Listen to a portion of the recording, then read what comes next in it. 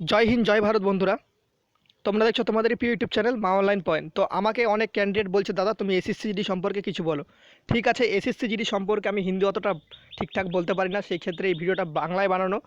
তো এই ক্ষেত্রে একটাই গুরুত্বপূর্ণ এখানে, যে আজকে সকাল 11টার দিকে তোমাদের টুইটার হ্যান্ডেলে যে তোমরা ট্যাগগুলো দেখতে পাচ্ছ, ট্যাগগুলো ইউজ করে তোমাদের এই টুইটটাকে মানে রিটুইট করে এটাকে তোমরা ট্রেন্ডিংয়ে নিয়ে নিয়ে যাওয়ার কাজ সমস্ত ক্যান্ডিডেটের।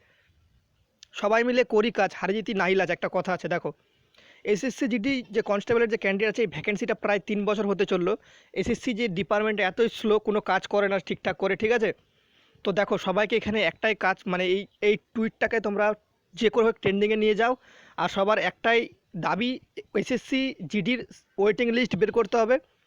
কারণ দেখো, এখন তোমাদের মানে স্টেট পুলিশ, যেরকম ওয়েস্ট বেঙ্গল পুলিশ, ইউপি পুলিশের অনেক ক্যান্ডিডেট জয়েন হয়ে যাবে। সেই ক্ষেত্রে কিন্তু এসএসসি জিডির সিট 100% ফাঁকা যাচ্ছে। এসএসসি জিডির কাট অফ সেরকম বেশি না গেলেও, মানে যারা যারা দিয়ে দিয়েছে কিন্তু মেডিকেল ফিট অলরেডি হয়ে গেছে। কেউ ইউপি পুলিশে জয়েন করবে, কেউ আমাদের ওয়েস্ট বেঙ্গল পুলিশে জয়েন করে নেবে। তো ওয়েস্ট বেঙ্গল পুলিশে আগে জয়েন হওয়ার কারণে ওয়েস্ট বেঙ্গল পুলিশে জয়েন করে নেবে, কিন্তু সেক্ষেত্রে হয়তো তার নম্বরটা বেশি থাকার কারণে তার মেরিট লিস্টে নাম আসবে, কিন্তু কম নাম্বার পাওয়া ছাত্রটার নাম আসবে না। কেন আসবে না? তার জন্য একটা ওয়েটিং লিস্ট বের করতে অবশ্যই বাধ্যতামূলক বের করা দরকার। কারণ এই ভ্যাকেন্সিটাতে অনেক বছর পর পর আসে। এতদিন ঝুলিয়ে রাখলে একটা ছেলে সম্ভবত একটা ভ্যাকেন্সি পাবে। তো সেই ক্ষেত্রেও তার সাথে না ইনসাফি করা এটা। কারণ দেখো, তোমাদের বয়স হয়তো প্রায় শেষ হয়ে চলে যাচ্ছে এই ভ্যাকেন্সিটাতেই। তো একটাই সবার কাছে অনুরোধ, সবাই এটাকে ট্যাগটাকে মানে এত পরিমাণে ইউজ করে ট্রেন্ডিংয়ে নিয়ে যাও টুইটার হ্যান্ডেলে।